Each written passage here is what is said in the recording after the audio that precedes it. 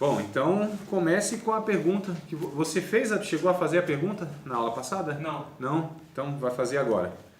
Pode não, fazer. Eu fiz? Eu não lembro. Mas faça, não tem nada. Você estava falando sobre as coisas da batalha espiritual, que das igrejas não entendem muito sobre isso. Você fala repreendido aqui, tal. Essa coisa algumas coisas de heresia que você tinha falado. Aí eu falei assim, como é que a gente poderia parar com isso, ajudar as igrejas a parar com isso? Olha, mano, eu não tenho nenhuma solução mágica assim não, mas o que acontece, não só essa questão, não só esses equívocos de entendimento a respeito deste assunto, como de muitos outros que infelizmente nós vemos que a igreja evangélica brasileira tem. E isso resulta pela falta de prioridade no estudo bíblico. Então não tem outro caminho, mas não tem o que a gente fazer. A gente não vai mudar muita coisa, nem onde a gente congrega, eu acredito, né? A não ser que Deus fale, é você o canal que eu vou usar lá como Martinho Lutero do século XXI. Que eu acho que não é o nosso caso. Nós estudamos, na verdade, Erickson, para que a gente possa ser transformado. A partir de nós, aí, só Deus mesmo que pode... aliás, só Ele sabe o que Ele vai fazer através de nós, não é? Quem pode fazer alguma coisa são os líderes, são os ensinadores, são aqueles que pregam, aqueles que têm o microfone na mão e aqueles que têm as pessoas, né, que eles ensinam. Então, na verdade, a gente, não sei se eu sou desanimado ou se eu sou um realista mesmo, né? Nem tão esperançoso assim, mas assim, a igreja brasileira para mim não tem, primeiro que não tem igreja brasileira, não existe igreja brasileira. Existe uma coxa de retalhos que nós temos no Brasil. São várias denominações, cada um com as suas doutrinas, as suas histórias, suas tradições e seus líderes. Não existe uma união de igreja, não existe uma convenção, não existe um líder. Já houve, né? Na década de 80 até 90, havia lá o Caio Fábio, por exemplo, que era o cara que ele era referência, teologicamente falando, inclusive. Mas mesmo assim, não há, porque há muitas tradições, né? Agora sim, o que a gente pode fazer? A gente pode aprender o correto e repassar e alcançar tantas quantas pessoas Deus nos der a oportunidade. Então acho que a gente pode fazer isso. E se a gente alcançar meia dúzia, cada um de nós, já pensou que coisa boa? Nós vamos transformar o mundo. A gente pode transformar 2 ou 3 em nossa volta, né? Alguns ao longo da nossa vida. E está ótimo. Então, ótimo, eu acho que está muito bom. Já pensou a gente, por exemplo, ser um canal de Deus para mudar a história de uma vida, salvar uma pessoa, né, da eternidade sem Deus? Já está ótimo, tá? Então, assim, o que a gente pode fazer? Eu acho quase nada. Quase nada. Nessa dimensão de igreja, quase nada. Quem somos nós? Que expressão nós temos, né, nesse cenário? Então, não sei se eu te desanimei, não, mas essa é a realidade. Então, assim... O que a gente pode fazer com as igrejas? Nada. Agora na nossa, aí já, à medida que for tendo influência e oportunidade, por exemplo, nos ensinos, no discipulado, na ministração de uma pregação, e aí sim, aí pode estar mudando através da exposição bíblica, né? Naquilo que concerne a nós. Como a gente não pode garantir o resultado porque tem um outro do outro lado. Então, por exemplo, no próprio curso de teologia, eu ministro, mas quem recebe às vezes não quer receber, eu não concorda. Então, a gente não tem como estar fazendo muita coisa. A gente confia que a palavra de Deus é poderosa para transformar vidas à medida que essas pessoas abrem também o coração, né? Mas assim, é ensino, mano. É instrução, não tem outro caminho, não tem outro jeito. É seminário, é ensino, é curso teológico, é escola dominical... É discipulado, é tudo que envolve instrução. É o único meio. É reeducar, né? É o que a gente está fazendo aqui, não é? Então, a gente não veio para cá com um monte de entendimento, que a gente foi percebendo, opa, olha, parece que não é bem assim. E a gente não foi mudando em algumas coisas, glória a Deus. Não é assim o processo, né? E quanto tempo levou? Talvez você não, mas pegar alguns de nós aqui, quanto tempo levou, pegar o pastor Ari, né? Me permita, pastor Ari. Quanto tempo passou pensando, não, é isso aqui, aí, sei lá, de repente um ano para cá, falou, não é mais, né? Não é bem assim. Não é bem assim, mas aí olha só, a gente sair daqui e chegar para o outro e falar, não é assim, mas calma aí, quantos anos né, para nós levou para chegar a essa conclusão? Como que a gente quer que o outro, do dia para a noite, talvez sem esse ambiente, vindo com o coração aberto para aprender, tem tudo isso, né? Nessa sede de fato querer saber, nessa humildade de deixar-se desconstruir. Então, assim, é um processo que é muito complicado, né? Mas a gente tem a esperança que o ensino bíblico é o único caminho. Bíblia mesmo, ensino. Isso aqui, discussão, diálogo e tal, a gente vai, né, melhorando algumas coisas. Resolvendo tudo, não. Nem eu tenho essa pretensão, porque primeiro que eu não sei de tudo. Né? Vamos lá, Varão? Mais ou menos. Aí tá. Tá bom. Tá bom? Quase lá. Não, tá bom. Página de número 32, amados. Nós vamos continuar. Vocês me corrijam se não foi até aqui que nós fomos, tá? Mas aqui eu me lembro, foi sim. Página 32, que vem antes da 33. Parece lógico, né? Mas é porque na minha página não tem o 32. Nas de vocês também? Não. Não tem? Acho que os números pares não. Então, agora que eu vi isso aqui. Bom, mas ainda bem que a gente sabe isso, né? Que antes dos ímpares vem os pares.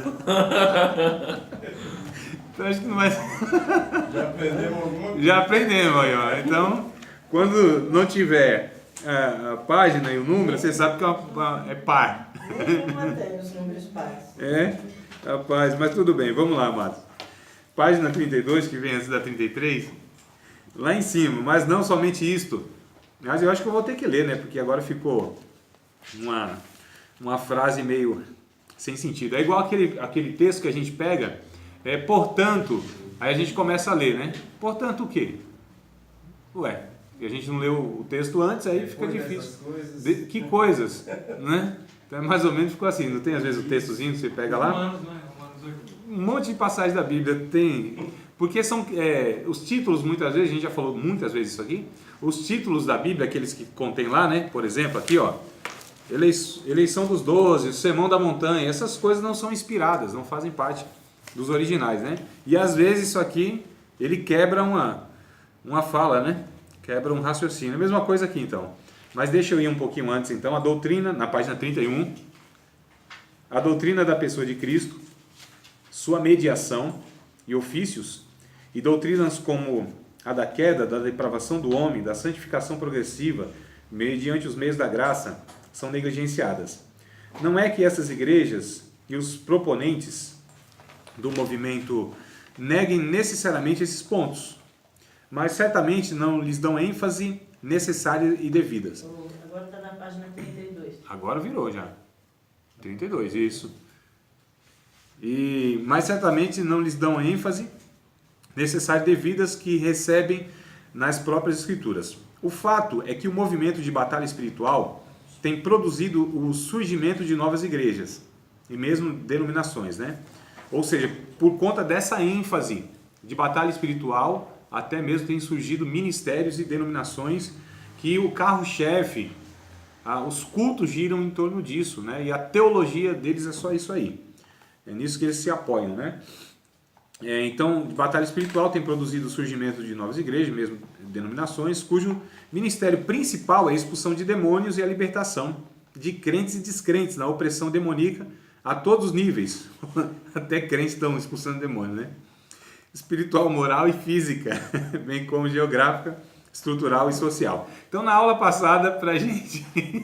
Não, é o autor aqui, Maurício, não é eu, é o autor que está dizendo aqui, né? Não, é verdade.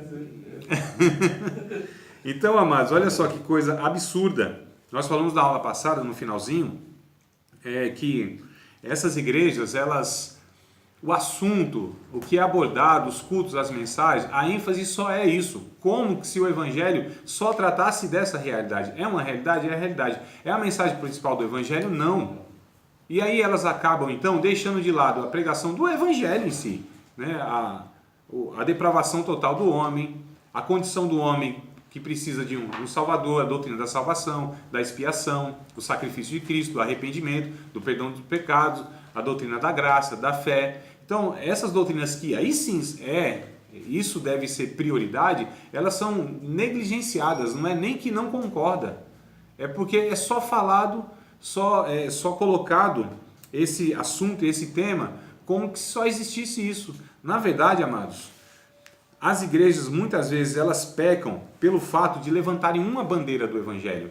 Eu já ouvi alguns pregadores, minha bandeira é família, né? Eu tenho um ministério para família, meu ministério é missões, meu ministério é avivamento, meu ministério... Não existe isso. Se eu sou pregador do Evangelho, se eu sou ministro do Evangelho, se eu sou um discípulo de Cristo, se eu me proponho a pregar a palavra, a ensinar as Escrituras, é toda ela, não é? Não há uma bandeira no Evangelho. O Evangelho é um todo, amados.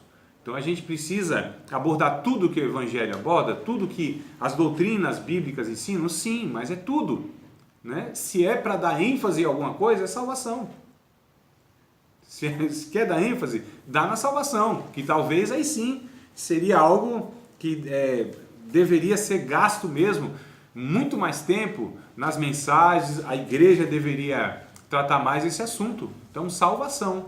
E lógico, meu amado, venha para cá. Já pegue aqui também, dê pro Jefferson ali, mano, por favor. Peguem aqui para cada um para acompanhar aí. Estamos na página de número 32, que vem antes da 33. Então, amados, aí que nós falamos na aula passada, né? Sobre essa ênfase exagerada. Os nossos cultos, eles são prestados a Deus. Nós nos reunimos para louvar a Deus, agradecer a Deus, repartir os dons. E, lógico, nesse meio é possível, então, que surja uma necessidade, vou falar uma palavra aqui que não é muito costumeira no nosso meio, né? Tem gente que acha que isso é do catolicismo, a necessidade de exorcizar alguém, de expulsar um demônio, né? Aí sim, mas isso não é a ênfase. A gente não vai entrevistar um endemoniado, a gente não vai dar holofote, né? A gente não vai dar atenção demasiada para essa situação, porque o foco ali é Cristo. O culto tem que ser cristocêntrico. Nós estamos ali para sermos edificados por meio da palavra, edificados, consolados e exortados. Então é possível que aconteça essa situação, alguém endemoniado e etc e tal, sim, resolve-se aquilo e vamos continuar adorando a Deus, não é? E não os cultos do começo ao fim, acontece as expulsões de demônio e um monte de coisa que a gente vai falando, mas calma aí, a gente se reuniu aqui para quê? Para ficar brigando com o demônio? Não é, meu? Então eu vim aqui para adorar a Deus, a gente veio aqui para ser edificado por uma mensagem, para rever os irmãos, para ser alcançado através dos dons espirituais, por meio do Espírito Santo e tal, através de um irmão, de outro. Não é o que Paulo diz em 1 Coríntios 14, 26? Não é isso? Lembra do texto? Se não lembro, então... Lembra? Cita aí, Varão, tu sabe. Mais ou menos, né? Então diga. Então vamos ler na íntegra. 14, 26. Isso, 1 Coríntios 14, 26. Pode ler, Erickson, se achou.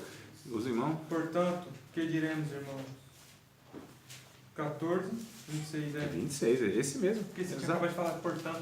Portanto, aí, ó.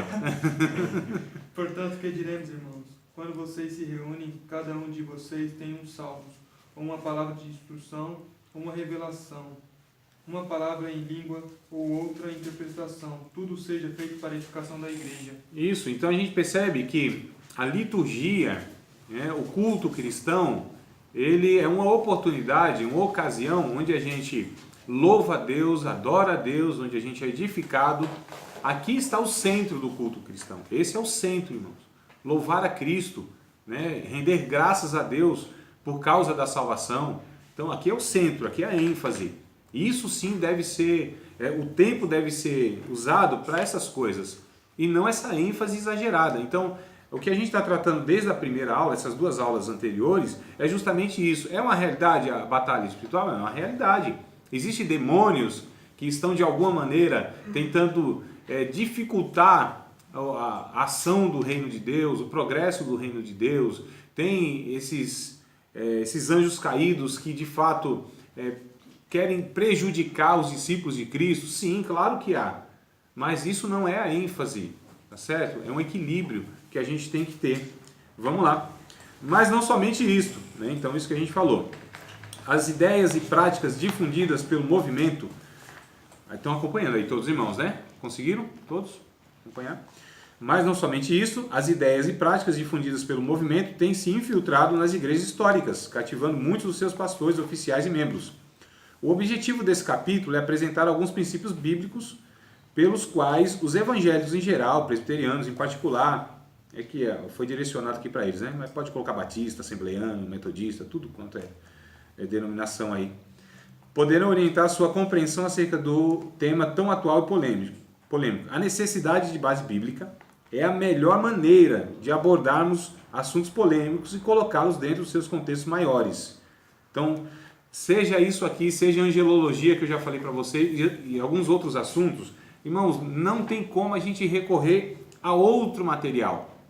Então, se a gente fala de cultura bíblica, lógico que a gente não fica só nas informações que a Bíblia traz. Não tem como, né? A Bíblia não traz os pormenores.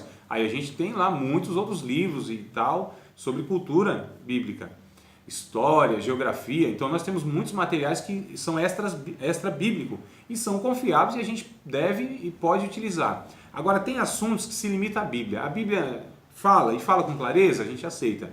Não fala, não busque nenhum outro, porque se a Bíblia não revela alguma coisa, né, e principalmente em questão de anjo, demônio, eternidade, irmão, quem é que teve a revelação se não for os apóstolos?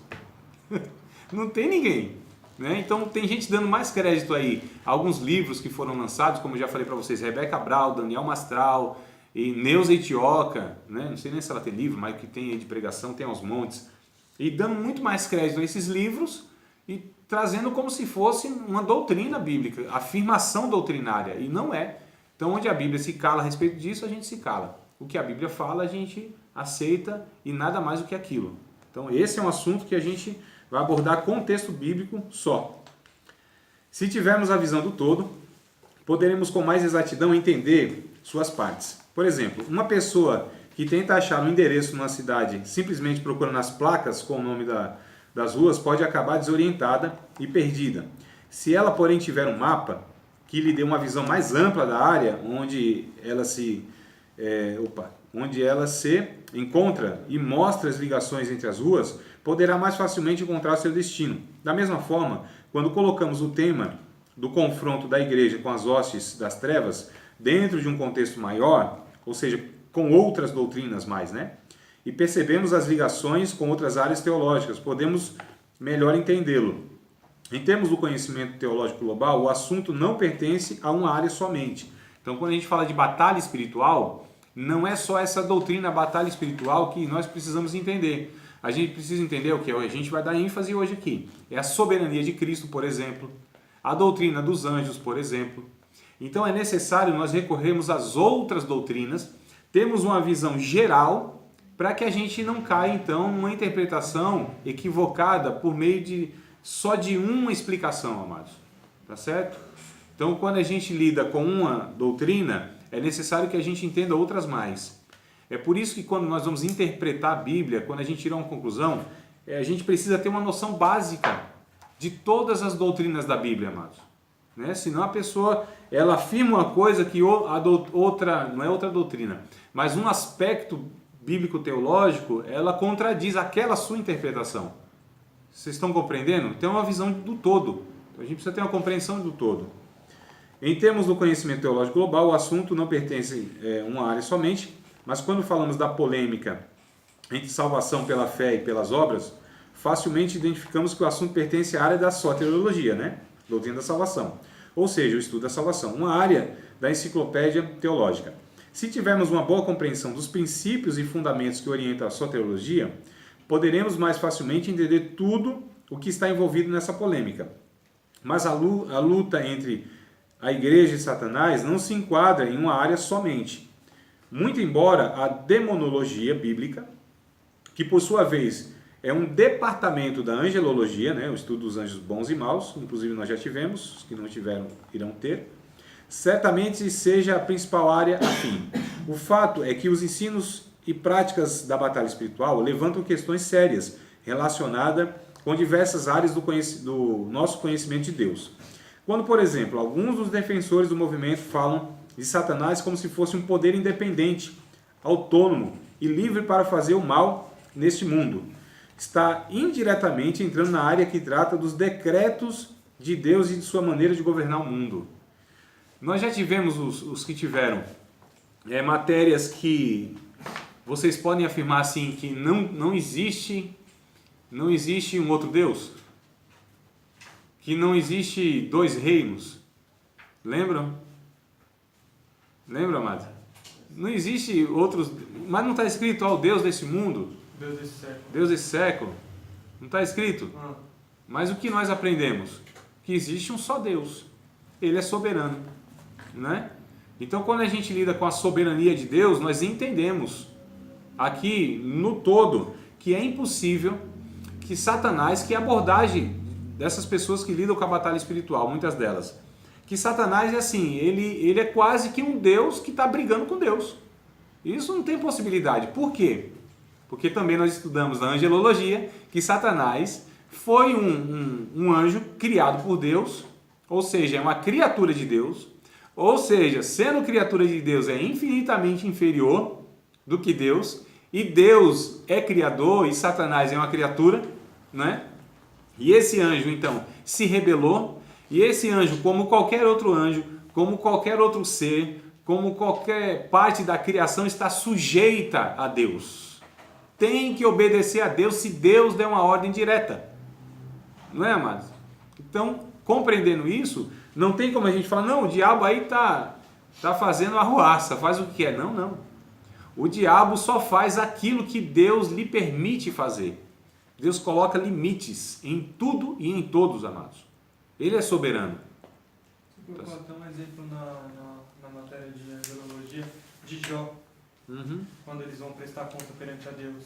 É um texto bíblico que dá margem para a gente, inclusive, afirmar e entender isso, né? Satanás foi pedir a permissão de Deus. E Deus disse, não, faça isso e isso, mas isso aqui não faça. Toca nisso, mas a alma não. Faz isso. Então, por esse texto, não só esse, mas outros mais, dá para a gente perceber claramente que o diabo não é um ser independente, tem um poder independente, faz o que quer, a hora que quer e com quem quer. Não é assim, amados. Deus governa o mundo, Deus governa a existência, Deus governa tudo e todos. Ele é Senhor, Ele é soberano. É nessa doutrina que a gente vai tentar dar ênfase aqui. Então não há ideia de dois reinos paralelos. Não tem essa possibilidade. Tem dois reinos. Qual que é a teologia popular? É que Satanás tem um reino, chama-se inferno, ele está no trono, mandando, né, um monte de demônio perturbar um monte de gente. E tem uns lá, inclusive, que está espetando, atormentando. Não é essa ideia que muitos têm, amados? Que o diabo está num reino paralelo, que ele domina sobre áreas, ou que ele domina, uma realidade espiritual, e que ali ele faz o que ele quer, atormenta quem quer. Primeiro, o inferno não está ocupado pelo Satanás. Ele não está lá, não é? Primeiro, que o Satanás não pode jamais decidir o destino de ninguém. É Deus que decide, seja para a perdição ou para a salvação. Segundo, o diabo não faz o que ele quer. O Caio Fábio disse isso na década de 80. Ele disse assim, Satanás é como um cachorrinho de madame na mão de Deus. Está aqui, na coleira. Martinho Lutero já dizia isso, né? O Martinho Lutero disse que Satanás é o braço esquerdo de Deus. O que Martinho Lutero quis dizer com isso? Ele disse que até na soberania de Deus e no plano de redenção de Deus, Satanás tem um lugar nisso. Olha como é difícil a gente compreender, mas tem. Por que Deus não destruiu Satanás? Por quê, irmão? Porque de alguma maneira existe algum propósito de Deus. Agora vai entender isso? Claro que ninguém entende. Deus é soberano, está para além da nossa capacidade de entender. Ou vocês acham que em algum momento da história Deus perdeu o controle das coisas? Está meio perdido assim, o Espírito Santo está meio assim, não sabe para onde vai nem para onde vem. Vocês acham que Deus perdeu o controle de alguma coisa? Vocês acham que Deus assim precisou criar um plano B depois lá do pecado do casal, por exemplo? E agora? Não é isso que eu esperava. Não confiava tanto aqui, me frustrou. Vocês acham que os planos de Deus são frustrados? Tem um texto que diz que não. Lá em Provérbios, né? Não pode ser frustrados os planos de Deus. O que Deus ele projetou desde a eternidade para fazer, ele está levando isso, irmãos, a cabo. Ele está acabando, a Bíblia diz que ele é o autor e é o consumador de tudo isso. Ninguém frustra os planos de Deus. Nem o homem, nem Satanás, nem demônios. Não tem como, ele é soberano, ele é Senhor. Tá certo? Então, olha só.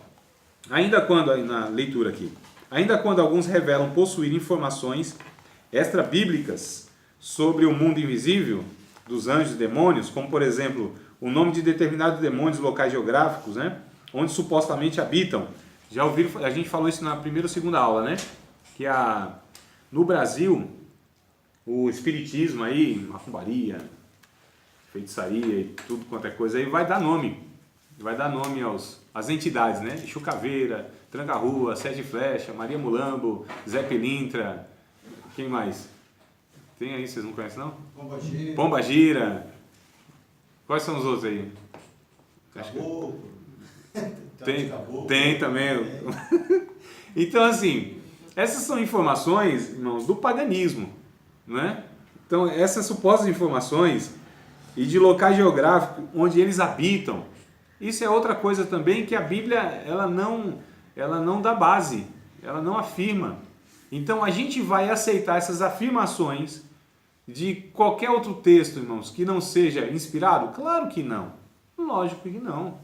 O satanismo, por exemplo, vai ter lá, eu esqueci, o Leviatã é um, e tem um monte de nomes lá e tal, hierarquia, e tudo isso veio por onde? A gente pega o livro do Daniel, Filhos do Fogo, Filhos da Luz, ele veio para libertar os cativos, eles vão falando, mas de uma perspectiva do satanismo. E a nossa regra de fé e prática, e doutrinariamente, é Bíblia, não é satanismo, irmão, não é espiritismo. Tá certo? Então a gente precisa ter muito cuidado com isso aí. Então vamos lá. Está entrando na epistemologia ou teoria do conhecimento, né? Essa área trata do modo pelo qual conhecemos as coisas ao nosso redor, inclusive o acesso humano ao conhecimento do mundo espiritual invisível, onde habitam e atuam seres espirituais, como anjos e demônios semelhantemente. Quando todo tipo de mal que existe no mundo, quer moral ou circunstancial, como doença, dor, desemprego, etc., é atribuído aos demônios. Levanta-se a antiga discussão acerca da origem dos males e sofrimento deste mundo presente. E quando é dito que os cristãos podem ser possuídos por um espírito maligno ou ficar demonizados, para usar o termo aí que hoje é mais usado, estamos de volta à soteriologia, ou seja, qual a situação dos salvos diante dos ataques de demônios. E entramos também na cristologia. Então percebam que são matérias diferentes. Indagando qual a relação entre a obra vitoriosa e consumada de Cristo e a atividade satânica no presente. Olha que coisa interessante. Para alguns, os demônios são os causadores das doenças, desemprego. Ah, irmão, por que você perdeu o emprego? Olha, acho que foi o devorador. Você não deu dízimo, aí Deus deu legalidade. Os termos são esses, né? Deu legalidade lá ao devorador e tal, e aí você perdeu o emprego. Como que faz? Não é nem oração. Se você não voltar a dar o dízimo, o devorador não é expulso. Então, amados, onde está isso na Bíblia, pelo amor de Deus? Não está, não existe.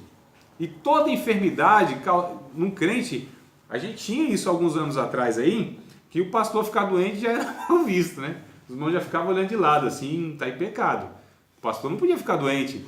Então essa teologia da prosperidade, essa ideia de que o crente, se ele está obedecendo tudo, ele tem triunfo em tudo, e se está alguma coisa ruim na sua vida, é porque ou tem pecado, ou é algum demônio e precisa ser, trabalhar a situação, isso não é bíblico. Tá certo, irmão? Isso é uma doutrina que criaram, depois chamada de teologia da prosperidade, né? E isso é muito complicado. Então, é fato, e bíblico inclusive, que algumas enfermidades foram demônios que provocaram, é fato.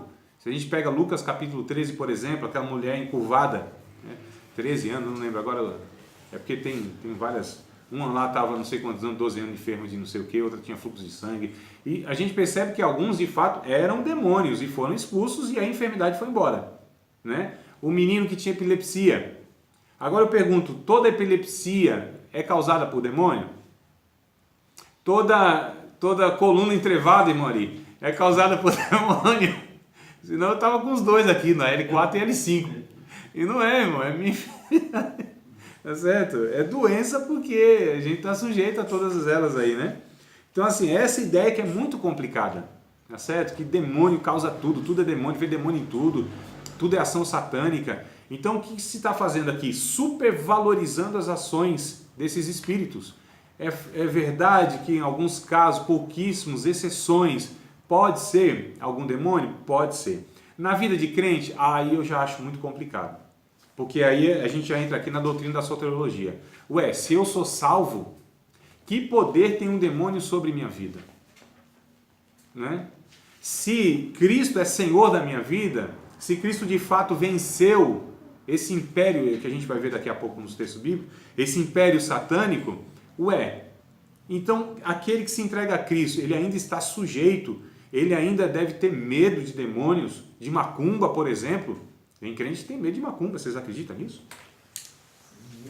Tem um versículo que fala, né, que o Espírito Santo se revelou na história da redenção. Claro. Eu não achei esse versículo.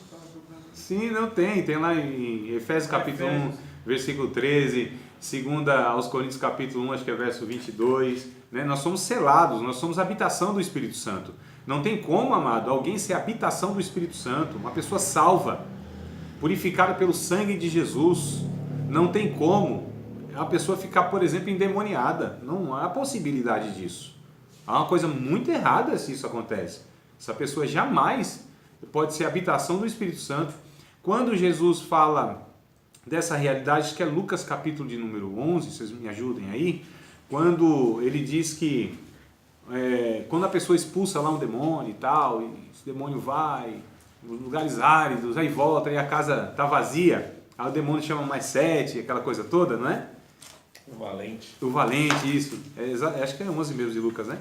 Tem outra passagem também, mas acho que é 11. Eu já vi em Mateus também. Também tem aí duas ou três passagens nos evangelhos. A questão é o seguinte, então, se a habitação está vazia, ou seja, se a pessoa não é habitação do Espírito Santo, aí sim, um demônio, ele pode muito bem, né, estar fazendo o que quer, entre aspas, na vida de uma pessoa.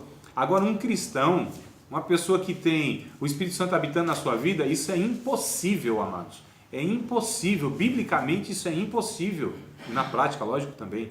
Isso é impossível, não tem como, tá certo? Então a gente precisa ter muito cuidado aí com essas conclusões, porque biblicamente isso não se sustenta. Então, crente com medo de macumba, fizeram um trabalho e não sei o que, amados. Pegaram meu nome e colocaram na boca do sapo. Meu nome está escrito no livro da vida, amados. Coitado do sapo, vai ficar com azia dependendo do papel que colocaram na boca dele lá, não é? Mas não tem. Então essas questões, elas são tratadas de uma maneira muito complicada. Tudo bem, meus queridos? Depois até a gente acha a referência aí. É 11 mesmo. É 11 mesmo, né, Gil? Até o 27. 21 ao 27, vai falar do valente e tal. Essa passagem, na verdade, Jesus está dizendo sobre a sua supremacia em relação aos demônios. Porque quem é o valente aí? É o próprio Satanás. Quem é o mais valente? É o próprio Cristo. Que João, primeira carta de João, capítulo 3, versículo de número 8, se não me falha a memória. 1 João 3 e 8. Jesus, ele veio para desfazer as obras do diabo. Certo? Então Jesus, ele aí nessa passagem, e outras mais ainda, ele venceu o império do mal. Ele venceu as trevas. Ele venceu o diabo. Ele pisou a cabeça da serpente, aquela de Gênesis 3 e 15, irmãos. É o filho, a semente, né, da mulher. É o filho da mulher que pisa a cabeça da serpente. Então, Jesus, ele subjugou. E a gente vai ver aqui, estou falando, mas eu vou trazer textos bíblicos para dar base aqui, né, as minhas afirmações, para que vocês não achem que também doidura minha. Então vamos lá. Quando procuramos entender os conceitos da batalha espiritual, a partir de princípios gerais, que controlam as diversas áreas abrangidas pelo tema, poderemos ter alguns trilhos sobre os quais poderemos conduzir o assunto. No que se segue, procura analisar 4 desses princípios que têm importância fundamental para ele. Primeiro, soberania de Deus. Segundo, a suficiência das Escrituras. Terceiro, a queda da raça humana. E O quarto princípio, a suficiência da obra de Cristo. Esse último também eu acho muito interessante. Que é assim, amados, não precisa fazer mais nada, tá certo? Para ser salvo. Por exemplo, para expulsar demônio. Irmãos, é a obra de Cristo. É o nome de Cristo, mais nada. Eu já vi aberrações aí que se o cara não fizer um voto, se ele não fizer a campanha, quer dizer, o nome de Cristo e a obra de Cristo não é suficiente. Precisa colocar mais alguma coisa, mais um vitamínico lá, né? Não, amados, a obra de Cristo é suficiente, tá certo?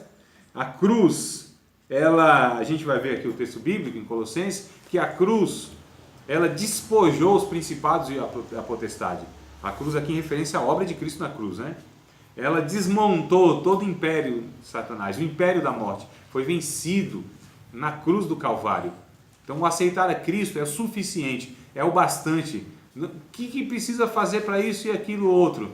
Irmãos, é andar em Cristo, viver em Cristo, crer na obra de Cristo. Mais nada, não coloque nada mais, porque se eu coloco alguma coisa a mais que é necessário, tem que aceitar Cristo e fazer isso. Tem que crer em Cristo e fazer isso. Não tem E nenhum, não tem mais nenhum, não tem vírgula nenhuma. É Cristo e Cristo somente. Tá certo? Então, bora lá. Acredito que se forem compreendidos adequadamente, né, pelos leitores, ou seja, esses princípios, funcionarão como batizadores seguros pelos quais poderão prosseguir com a maior certeza no conflito diário que enfrentamos contra as hostes espirituais da maldade. Então, vamos lá. Falar sobre os 4 princípios fundamentais. O primeiro é soberania. Deus é soberano e absoluto do seu universo. Tiago capítulo 4, verso 12. Tiago 4 e 12. E se prepare que agora a gente vai ler Bíblia, hein, irmão? Só Bíblia, viu? Não sei se vocês vão querer uma outra coisa. 4:12. E se não é por nada não, porque um dia, não sei se foi aqui, acho que não foi não, em outra aula, eu falei de texto bíblico, falei de texto bíblico, aí um aluno falou assim, não, mas e para o senhor afirmar isso, tem mais o quê? Eu falei, mais o quê? O quê, rapaz? Mais o quê? Se eu falei da Bíblia, irmão, ele não foi convencido pela Bíblia, meu Deus do céu, não tem mais nada a falar, me calo. Eu já falei tanto, meu Deus. Tiago 4 e 12, alguém leia, por favor, irmãos. Há apenas um legislador e juiz, aquele que pode salvar e destruir. Mas quem é você para julgar o seu próximo? Há um só legislador E juiz. e um único juiz. O que é um legislador? É aquele que formula, cria as leis, não é isso, Diogo? Né? Ele legisla, ele cria as leis. Quem que criou as leis desse universo? Deus, o único. Ele é o único legislador e é o único juiz. Ele é o supremo juiz. Ele é o juiz de toda a terra, como Abraão disse lá em Gênesis. Né? Ele é aquele que julgará com justiça. Lá em Apocalipse está mostrando isso aí. De Gênesis a Apocalipse tem a afirmação que ele é o juiz. Ele é justo. Ele é soberano. Ele é aquele que criou as leis. Todas as leis da natureza foram criadas por Deus. De vez em quando ele suspende essas leis. E aí nós chamamos de milagre. Não é? Quem que estabelece essas leis? Deus. Quem criou? Deus. E de vez em quando ele suspende essas leis. E aí a gente chama de algo extraordinário, que fugiu daquilo que é ordinário, que pertence à ordinariedade da natureza. Não é? Então por isso que para Deus não é maravilha ressuscitar um morto, fazer uma pessoa andar sobre as águas, o mar se abrir. Deus que criou essas leis. Ele interfere quando ele quer, mas ele é o único que pode interferir. Ele é o único que tem, irmãos, o poder para interferir, a não ser que por um propósito dele, que muitas vezes nós não compreendemos, ele permite, sim, que de repente um demônio vá lá e também faça isso. Mas quem que delegou isso para o demônio? Deus. Então quem é aqui na história soberano? Deus. Não é, irmão? Quem que vocês acham que permitiu que um demônio perturbasse a vida de Paulo por toda a vida? Não quer dizer que Paulo era endemoniado, não tem nada a ver. Também ali é um texto meio complicado que nem os estudiosos eles chegam num consenso, né? Mas a questão é que Deus é soberano sobre a vida do seu servo. E que se ele permitiu, inclusive, aquilo, ou seja, essa ação demoníaca de alguma maneira que nós não sabemos de fato o que era exatamente, é porque Deus, na sua soberania, estava usando até o demônio para favorecer Paulo. Olha, mano, que coisa linda! E é por isso que para os crentes hoje é muito difícil conceber essa ideia. Porque a teologia da prosperidade, ela contaminou tanto a mente dos crentes no Brasil, que eles não conseguem conceber que Deus, ele faz isso, usa até espíritos malignos para favorecer a sua obra, porque não entende a soberania de Deus. Aí vira e mexe, os irmãos me perguntam: André, mas o que significa aquilo lá em 1 Samuel, capítulo 17, que tinha um espírito mau da parte de Deus que ia atormentar Saul? Não tinha nada, é o que está escrito, irmão. Era um espírito mau da parte de Deus. Não, calma aí, irmão. Você está falando que é um demônio isso? É um demônio da parte de Deus. Você vem em nome de quem? Da parte de quem? Da parte de Deus. Vem aqui em nome do Senhor dos Exércitos atormentar você, Saul. Um demônio. Olha, irmão, tá vendo como é difícil? Os irmãos falam: nossa, mas que coisa estranha. Estranha é nada. Se a gente não entende a soberania de Deus, a gente acha estranho. Mas se compreende a soberania de Deus, sabe que Deus permitiu esse demônio. Vai lá perturbar esse perturbado, esse desobediente. É que nem a perseguição em Jerusalém, né? Exatamente, mano. Se não tivesse perseguido ali, eles não teriam saído de lá, tinha morrido lá o evangelho. Exato, lá em Atos você está falando, né? Eu até pensei que era lá atrás que você estava falando. Porque o faraó, o endemoniado do faraó, é chamado de servo de Deus. O Ciro, que nunca se curvou, né, a Yahvé, é chamado de meu servo. Olha, irmão, o que o texto está dizendo? Deus é Senhor de Satanás, do faraó, de todo mundo. É Ele que ele tem a autoridade, inclusive, muitas vezes de falar assim: vou matar esse, acabou. E mata. Lógico que jamais de uma forma injusta, jamais distorce o caráter de Deus. Mas o Provérbios 21:1, que nós já lemos aqui na aula passada, eu acho, lembra? O coração dos reis é dominado dos outros. Quem lembra? Os irmãos não lembram? Então vamos lá ler. Até Provérbios. aqui, ó. Como ribeiros na mão, como ribeiros de água na mão do Senhor, assim, ó. Sim, está marcado aí. Então bora ler, amados. Vamos lá recorrer aos textos bíblicos. Lendo, repetidas vezes, a gente uma hora grava, né? Pode ler, Erickson. Provérbios o quê? 21:1. Provérbios capítulo 21, versículo de número 1. O coração do rei é como um rio, controlado pelo Senhor. Ele dirige para onde quer. Aí, ó. Inclina para onde quer, né? Dirige para onde quer. Deus é soberano. Ele faz isso com todo mundo? Arbitrariamente? Não. Mas quando o seu propósito eterno é preciso que um soberano da terra, ou seja, um rei, um presidente, alguém, faça alguma coisa para contribuir para o plano eterno de Deus, Deus, por direito de criação, ele tem direito, amados. Ele não faz isso toda vez, mas ele tem direito. Como que Deus age respeitando o livre-arbítrio dos homens? Não tem a menor ideia. É por isso que tem a briga de calvinista e arminianismo aí, e arminianista. Calvino e Armínio, um pensou de um lado e outro pensou do outro. E fica essa briga eterna aí. Aí, ó. Aleluia.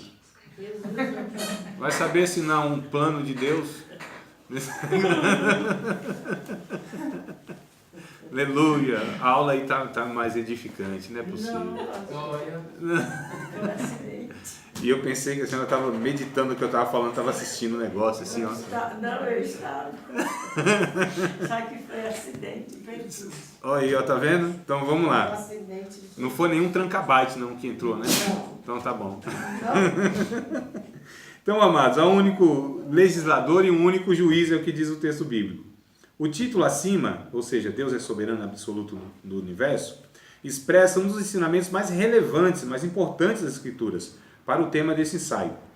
Um soberano é alguém que está revestido de autoridade suprema, ou seja, não tem ninguém acima dele, que governa com absoluto poderio, que exerce um poder supremo sem restrição nem neutralização. Quando dizemos que Deus é soberano, significa que ele tem poder ilimitado para fazer o que quiser com o mundo e as criaturas que criou, e que nenhuma delas pode, ao final, frustrar os seus planos. Podemos fazer algumas afirmações quanto a essa doutrina. Eu quero ler Hebreus capítulo 2, verso 14, com vocês. Hebreus 2 e 14. E a gente vai ver sobre essa soberania de Deus, soberania de Cristo, né, da Trindade no caso. Livro de Hebreus, amados. Vamos lá para a gente ver o que a Bíblia tem a dizer sobre essa questão de soberania de Deus, supremacia de Cristo.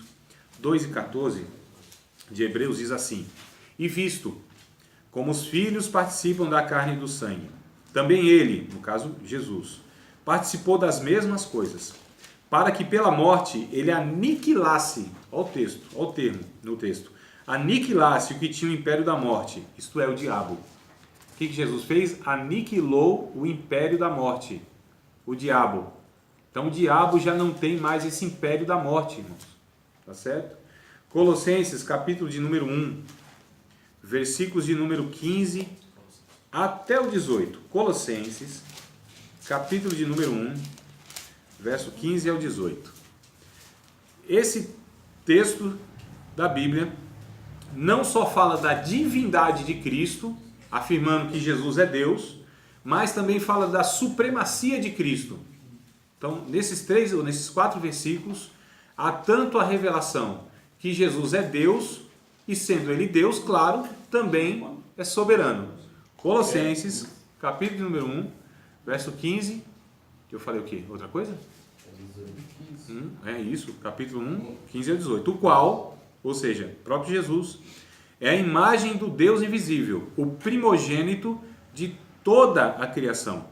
Porque nele foram criadas todas as coisas, que há nos céus e na terra, visíveis e invisíveis, sejam tronos, sejam dominações, sejam principados, sejam potestades, tudo foi criado por ele e para ele. Entenda esse para ele, para servi-lo. Tronos, principados, potestades e dominações são termos que a Bíblia usa para seres angelicais, tanto anjos de Deus quanto demônios, irmãos. Tá certo? Tanto um para com o outro. Aqui são designações para seres angelicais. E a Bíblia diz aqui que tudo isso foi criado por Deus, ou seja, os seres angelicais. Sendo eles criados por Deus, pelo próprio Jesus, né, no caso do texto, então são criaturas de Jesus. Tá certo? Esses seres se corromperam. Jesus não criou o diabo, não criou demônios, mas criou esses seres que se corromperam. Verso de número 17. Aliás, o final do 16, né? Então tudo foi criado por ele e para ele, então para servi-lo. Na verdade, os demônios servem, de alguma maneira, a Deus. É que eles não servem voluntariamente, né? Essa é a questão. Os anjos servem voluntariamente, porque os anjos não se rebelaram. Agora, esses demônios servem de uma forma frustrada. Então, quando Deus diz assim para o demônio, vai lá e faz isso, ele vai e faz. Não quer, mas faz. Né? Porque Deus é soberano. Verso 17. E ele é antes de todas as coisas, e todas as coisas subsistem por ele. Quem que sustenta em pé, irmãos? Os demônios e Satanás. O que o texto está dizendo? Cristo. Jesus. Se não fosse Jesus, eles nem existiam. Nem continuariam existindo. Porque existe alguma coisa fora de Deus, irmãos? Não. Existe algum ser, alguma coisa criada, visível ou invisível, que seja autossustentável e que não precise da sustentação de Deus? Existe? Claro que não. Então, até os demônios são sustentados pelo Criador. Difícil de entender isso para vocês? Foi Aristóteles que falou que Deus é um motor imóvel que não é movido por ninguém. Isso aí. Eu Não, foi o pastor Aristóteles não, mas foi o outro filósofo. O outro filósofo, esse aqui é um também. O outro filósofo. Deus é um motor imóvel que move todas as coisas e não é movido por ninguém. O sentido é que ninguém faz Deus fazer nada. Né, irmão? Então essa ideia, olha os conceitos que a gente vai criando. A oração move a mão de Deus. Olha, se você fizer isso aqui, você vai chamar a atenção. Tem até música, né? Chamar a atenção de Deus para você. Irmão, a gente está totalmente equivocado nessa compreensão de quem é Deus e quem somos nós. Então é um equívoco enorme. Então vamos lá. O texto 17 diz aqui que todas as coisas são sustentadas, subsistem por causa de Jesus. Verso 18. Ele é a cabeça. Cabeça aqui, o sentido é de autoridade. Ele é a cabeça do corpo da igreja e o princípio e o primogênito dentre os mortos, para que em tudo tenha preeminência. Há alguma versão aqui? Supremacia. Soberano, preeminência, supremacia. Todo o poder, irmão. Olha só. Então, o texto é muito claro para falar sobre a soberania de Deus, no caso da Trindade, Jesus. Nós, na verdade, já vamos para os nossos comerciais.